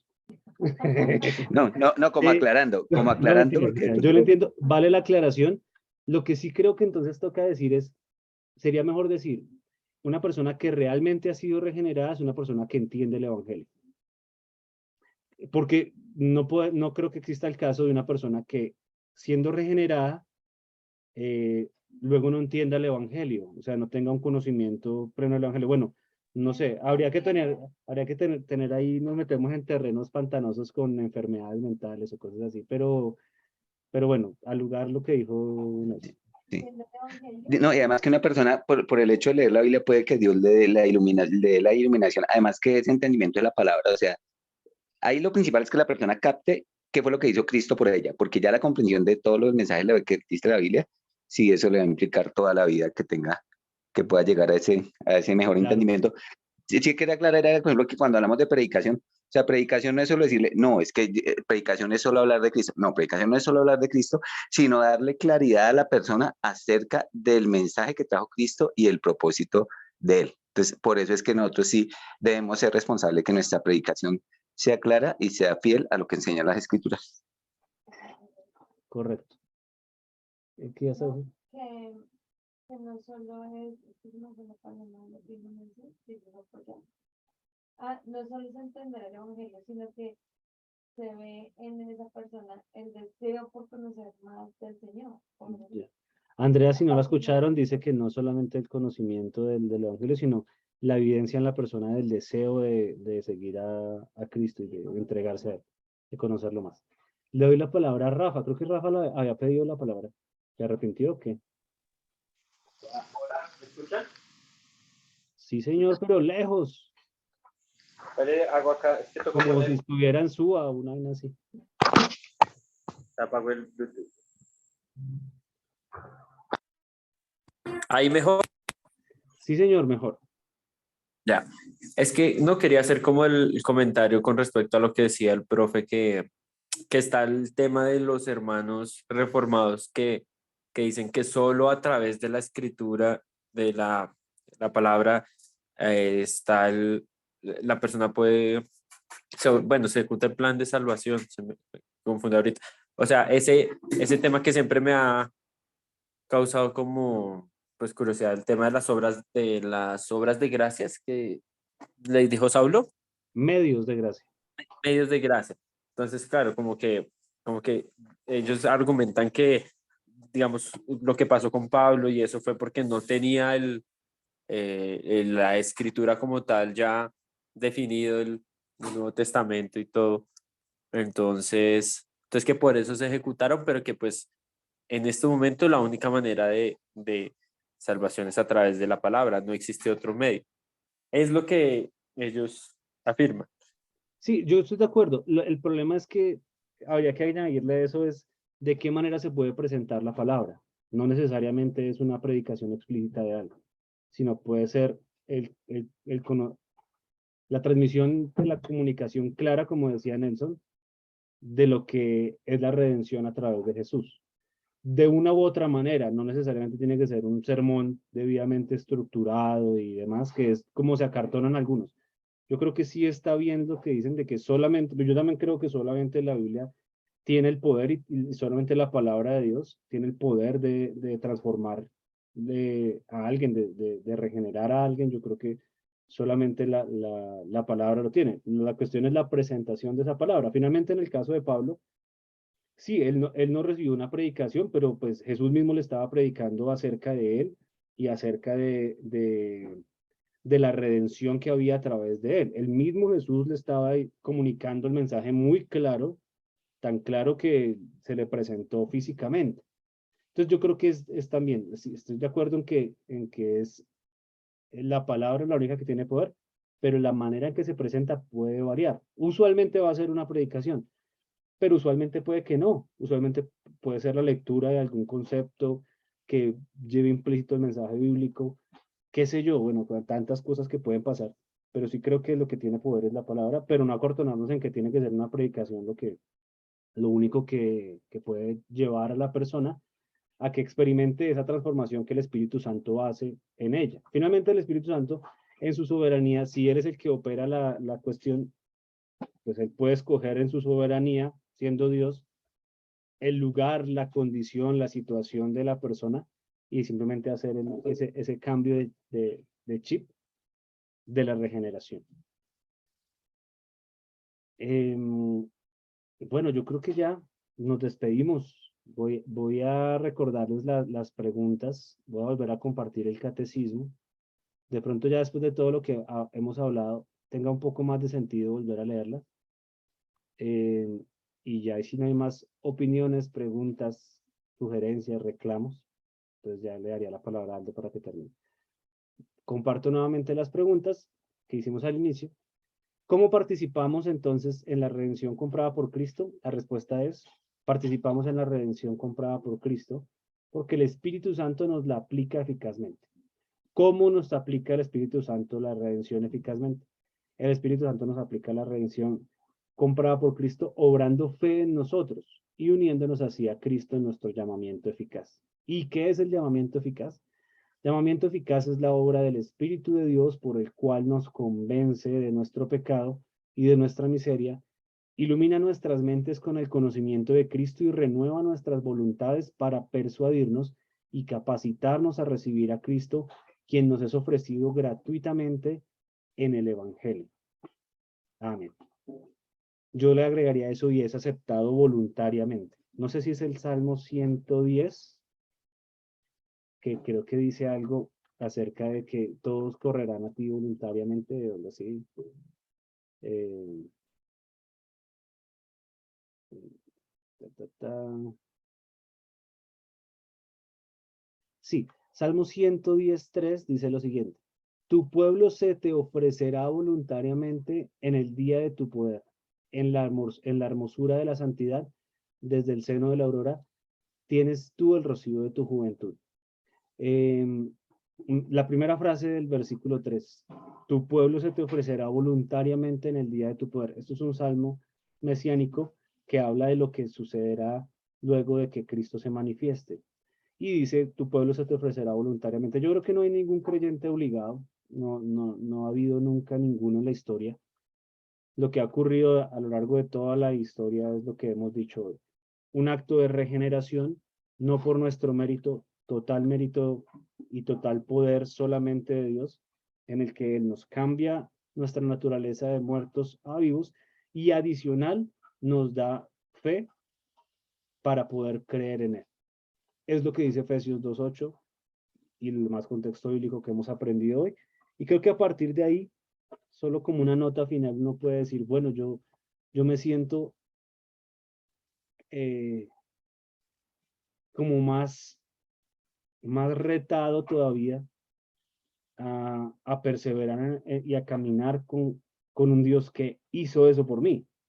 Un Dios que yo no tenía nada especial y aún así decidió Él hacer eso, como dice Efesios 2, por su misericordia. Yo solamente quería estar cómodo en mi pecado, yo solamente quería rechazar a Dios y Él logró ese cambio en mí por su misericordia. Cambio que no ha hecho en muchas personas a las que se les ha predicado, que han conocido a Dios, y no ha ocurrido ese cambio, no sé por qué, solamente por su soberanía, ocurrió en mí y en los que estamos acá hoy reunidos. Así que pues un motivo más para darle toda la gloria a Dios, para estar agradecidos con Él hoy, para bendecirlo, para alabarle por su grandeza y por su misericordia. Si no hay más preguntas ni opiniones, le doy la palabra a Aldo para que cerremos la tertulia el día de hoy.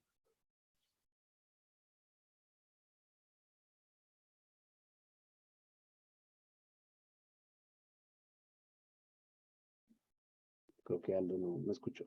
Aldo, eso, ya me Sí, escuchó. estaba esperando a ver quién quería interactuar o Ah, preguntar ya, algo. perfecto. Me gustaría leerles un par de versículos para afirmar si en alguno de nosotros aún queda algún tipo de vanidad que nos lleve a percibir siquiera o tener sombra de que en algo tuvimos nosotros que ver para que Dios nos hubiera llamado.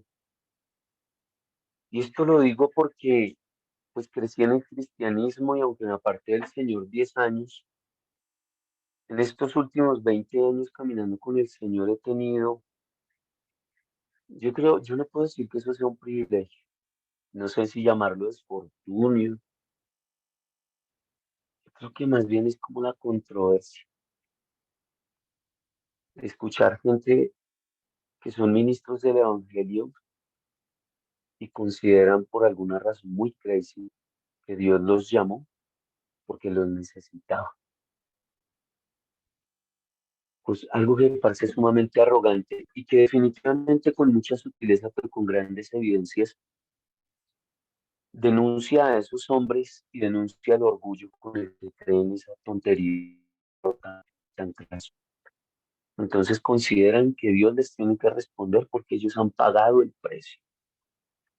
O que Dios les contesta a ellos porque son especiales, son los consentidos. Pues yo leo la Biblia y hoy voy a recordarla con ustedes para que ustedes y yo, abrazados a la palabra del Señor, tengamos es un río de adoración, gratitud y un corazón humilde que no tiene cómo pagarle al Señor lo que hizo por nosotros.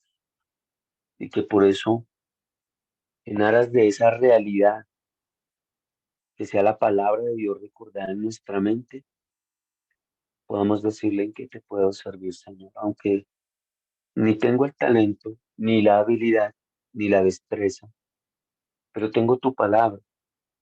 Sé y tengo claro, no tengo la habilidad para vivir en la verdad de tu palabra. Eres tú el que me dará el querer como el hacer. Yo lo que acepto es que necesito tu palabra, que soy un pecador, que me puedo arrepentir porque me diste lucidez, porque mi naturaleza es torpe. Así que si puedo hacer esto de arrepentirme es porque tú me dejas la lucidez y la capacidad de un hombre para arrepentirse, porque no estaba en mí el poder hacerlo. Entonces, les recuerdo Juan 15:16, y Juan escuchó al Señor decir esto: no me elegiste vosotros a mí, sino que yo os elegí a vosotros, y os he puesto para que llevéis mucho fruto, y vuestro fruto permanezca, para que todo lo que pidáis al Padre en mi nombre, Él os lo dé. Y Primera de Corintios, en el capítulo 1, el verso 28 y 29, Pablo le lee a los corintios, aquellos hombres cosmopolitas que viven en la ciudad de descanso de los pensionados romanos. Y le dice a esos hombres que tal vez se sentirán como si vivieran en Los Ángeles, Las Vegas o Hollywood, yo qué sé. Y lo vil del mundo, están escuchando a aquellos hombres que se sienten súper guau. Y lo vil del mundo y lo menospreciado escogió Dios, y lo que no es, para deshacer lo que es, a fin de que nadie se jacte, nadie se crea mucha vaina en su presencia. Y también dice el Señor en segunda de Timoteo, la carta de Pablo a su buen amigo: Él nos salvó, le está diciendo a su amigo, y hoy lo leemos nosotros, y llamó con llamamiento santo, no conforme a nuestras obras. No intervenimos nosotros en esa decisión de Dios, sino según el propósito suyo y la gracia que nos fue dada en Cristo Jesús antes de los tiempos y los siglos. Señor, te damos gracias en el nombre de bendito Hijo Cristo por una decisión que tomaste y todas nuestras vidas. ¿Dónde hubiera hoy yo? No lo sé, pero con seguridad estaría destruido. Era un hombre completamente autodestructivo para mí mismo. Mi Dios, te bendigo y te alabo por cada uno de mis amigos. Te bendigo y te alabo porque por alguna razón que solo compete a tu benevolente corazón y a tu maravilloso amor, nos viste entre una multitud de personas de las cuales no éramos diferentes a ellos. Y recuerdo tu palabra diciéndome: tendré misericordia del que quiera tener misericordia.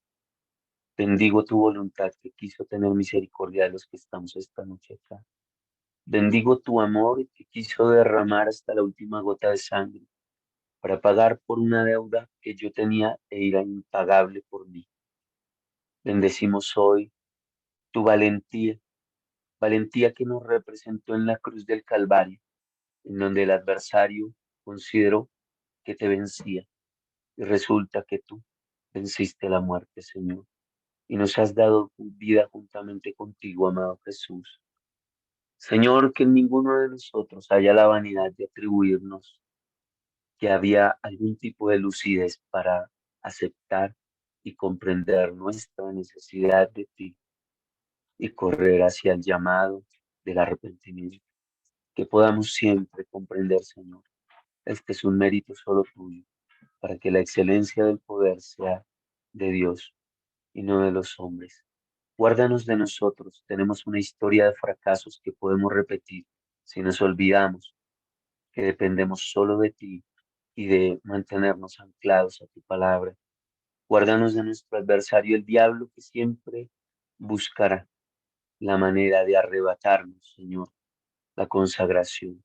Que ninguno de nosotros confíe en sí mismo, que todos nosotros vayamos de continuo a tu palabra y que sin refutaciones, sin entrar en disputas ridículas entre nuestros argumentos y tu verdad, terminemos, Señor, alejándonos de ti con sutileza, pero luego con grandes evidencias.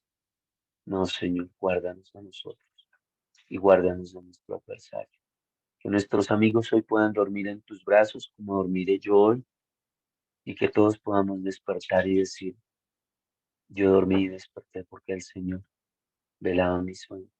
Qué Padre tan excepcional eres. Un beso enorme, Padre, en el nombre de tu Hijo Jesús. Muchas gracias, Espíritu Santo, por esta linda noche de aprendizaje y gracias por cada uno de mis hermanos. En el nombre de Jesús y por su mérito oramos. Amén y amén. Un abrazo.